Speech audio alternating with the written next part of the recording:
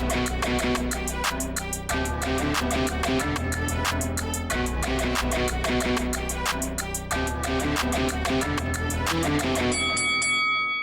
guys, welcome to Boxing Squared for boxing news and views from around the internet.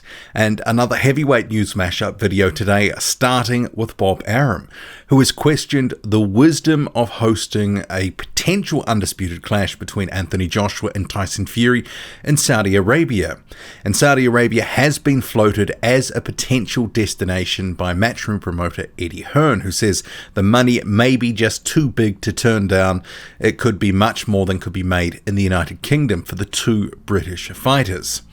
So Bob Arum, though, talking to WBN, says there's a lot of talk about a Fury and Joshua fight taking place in Saudi Arabia, but with oil selling at almost $0 a barrel, how are the Saudis going to afford a big event?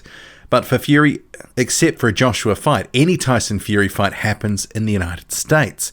The Joshua fight I could possibly see being in the UK or maybe some Middle East location, but we'll have to see.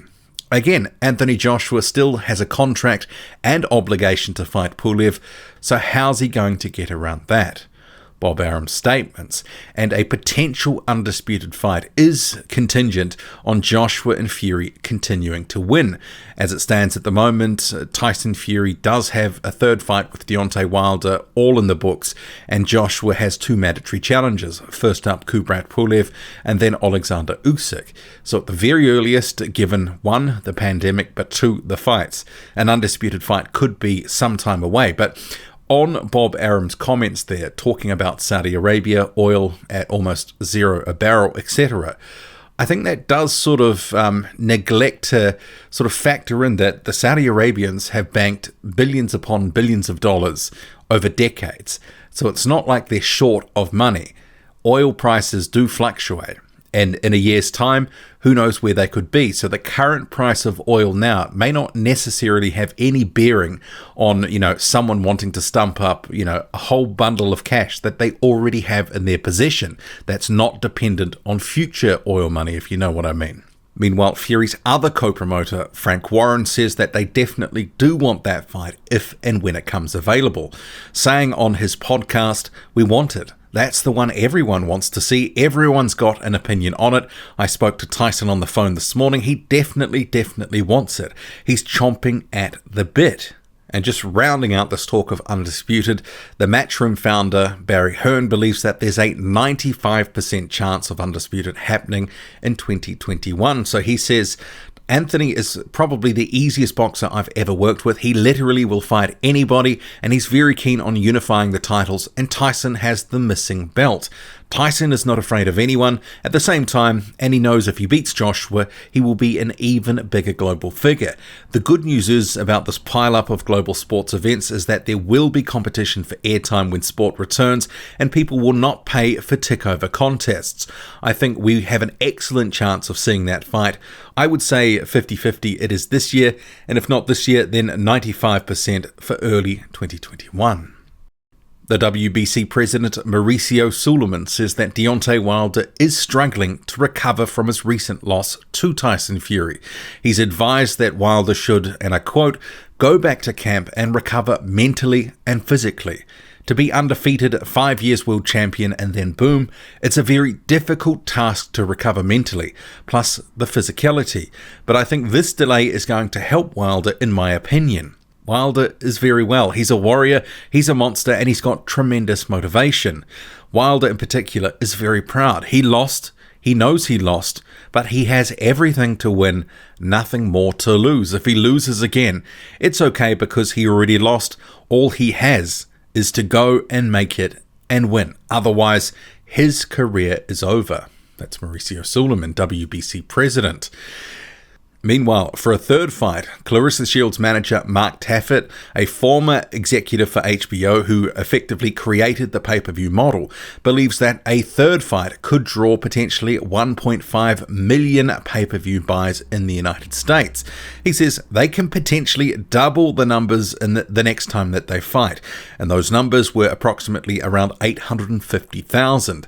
So he says, "I think the expectations by many people was that the fight would perform better Yet it was another great reminder about the importance of the sport being available broadly.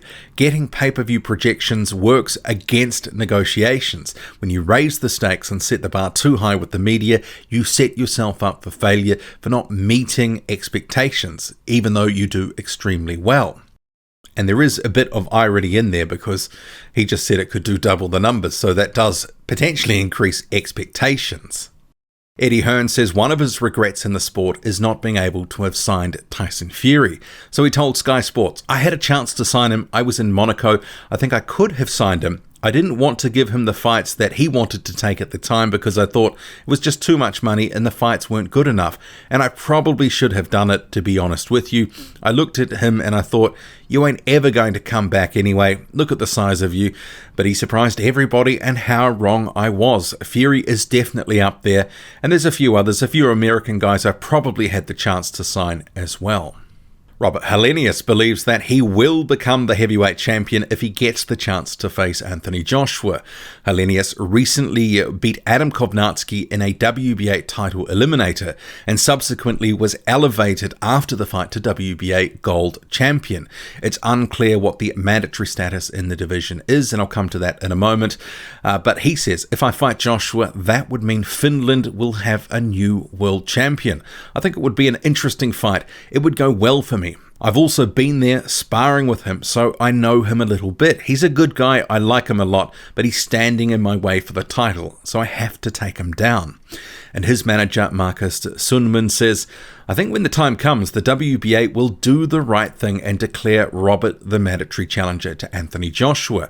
He shocked fans in America by knocking out Kownacki, and he will shock fans around the world when he beats Joshua. Char and Bryan certainly aren't more deserving of a title shot than Robert. Neither of them has beaten anyone near the caliber of Kownacki. Adam Kownacki has vowed to return stronger than ever following his recent loss to Robert Helenius. He says of the loss, and this was to Ray Flores on Instagram, "It's been tough. First of all, I was ranked top 5 in all the sanctioning bodies. All of a sudden you lose, and especially to an underdog. Robert caught me with a good shot. It was a new situation for me being hurt. It taught me how to recuperate. Instead of taking a step backwards and trying to move around, I stepped forward trying to bang with him. That shot got me hurt. I was hurt for a little bit and he got me down. I got up, but he came with a lot of shots and the referee stopped the fight. It was a lesson to be learned from." Andy Ruiz Sr. believes his son will begin training with Eddie Reynoso. So the noted trainer and Andy Ruiz Jr. and Sr. met, and of that, Andy Ruiz Sr. said, "We had a very good chemistry at the meeting. I like Eddie's way of thinking. I think we're going to stay with him to train Andy. There will be many changes with Eddie. He is very disciplined, very energetic, dedicated to what he does, and he's also a great person. I can tell from the talk we had, he has a stable where he has a pure champion, starting with Canelo Alvarez. I think it is best to go with him to train." Ruiz Jr. recently split with his trainer Manny Robles, and formerly he also trained with Abel Sanchez for a time. It remains to be seen, will he sign with Eddie Reynoso, but we will see. Former Alexander Usyk opponent Tony Bellew believes that Usyk will beat most of the heavyweights in the division, saying on the Colin Murray 52 podcast, "People always ask me how would he do as a heavyweight. So let's just get down to it. I think he will beat every single heavyweight out there besides 2, and they are the big boys. I don't think he is big enough to beat AJ, and I don't think he is big enough to beat Tyson Fury." What do you make of it all? Drop a comment, loud and often, hit like, hit subscribe, follow me on Twitter, boxing_squared. I'm out.